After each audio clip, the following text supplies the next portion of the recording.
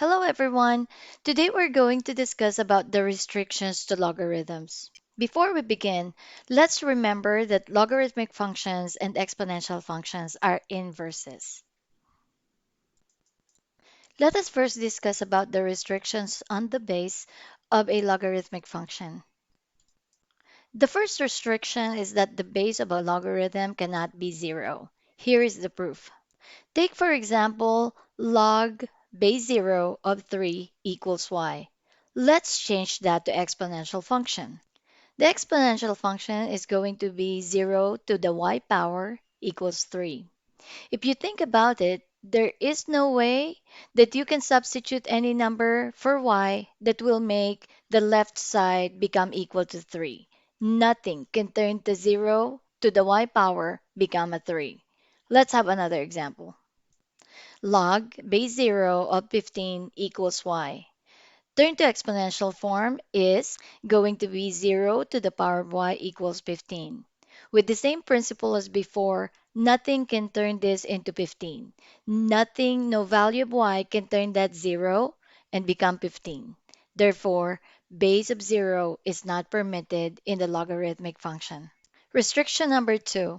The base of a logarithm cannot be a negative number. Here is why. Take, for example, log of base negative 4 of x is equal to 1 half. Let's change this to exponential form and see what we get. In exponential form, this is going to be negative 4 raised to the power of 1 half is equal x. You all know that this is the same as square root of negative 4. Square root of negative 4, as you all know, is not going to give you a real number. This is an imaginary number, which is why this is undefined in the world of logarithmic functions. Therefore, base that is negative is not permitted in logarithms. Let us have another example. Log base of negative 16 of x is equal to 1/4. Let's change this to exponential form.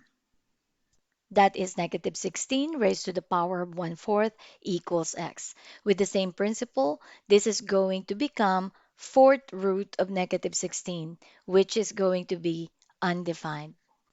It is for this reason that negative number is not permitted for the base of any logarithm. The next restriction is that the base of a log cannot be a 1. How is that so? Let's have some examples. Log base 1 of 3 equals y. Change to exponential form would look like this. 1 raised to the y power equals 3. I want you to think about this. Is there any way that you can raise 1 to any power that's going to turn it into a 3? Let's try 3. 1 to the third power means 1 times 1 times 1. 1 times 1 is 1 times 1 is still a 1. Okay, how about 1 to the 0 power?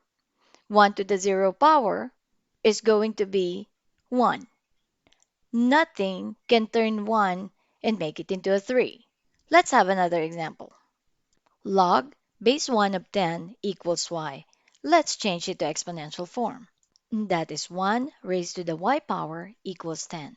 Once again, nothing can be exchanged with no number can be exchanged with y in order for 1 to turn to a 10.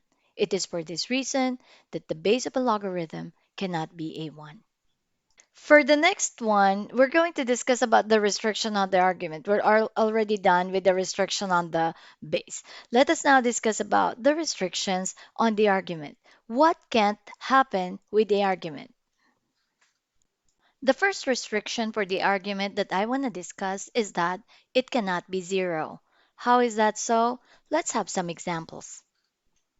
Log base 5 of 0 equals y. In exponential notation, that is going to be 5 raised to the y power equals 0.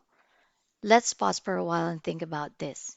Is there any way that you can raise 5 to any number that will turn it to 0? Let's experiment. If this was 5 raised to the 0 power, any number raised to the 0 power other than 0 itself turns to a 1. Therefore, 5 to the 0 is not 0. It is a 1. Let us have 5 squared. a positive number. 5 turns to 25. If this was 5 raised to 1 half, this is going to be square root of 5, which is going to be a small number, but it still is not 0. Let us try 5 raised to negative 2. 5 raised to negative 2 is going to turn into a fraction, a small fraction that is 1 over 25. Still is not 0.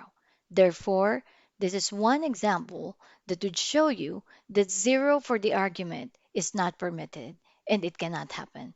Let's have another example. Log base 2 of 0 equals y. In exponential form, it looks like this. 2 raised to the y power equals 0. With the same principle, nothing can make this turn to 0. No value of y is going to be able to turn this to 0. This is the reason why, for the argument cannot be 0. The next restriction for the argument is that it cannot be a negative number. Let us have some examples. Log base 2 of x equals 3. Let's change this to exponential form. And that would be 2 to the third power equals x. And whenever we solve for x, you know that that is going to turn to a positive number, which is 8. So not negative. Now let's try this one. Log base 2 of x equals negative 3. Let's see if this one turns it into a negative number. Let's change it to exponential form.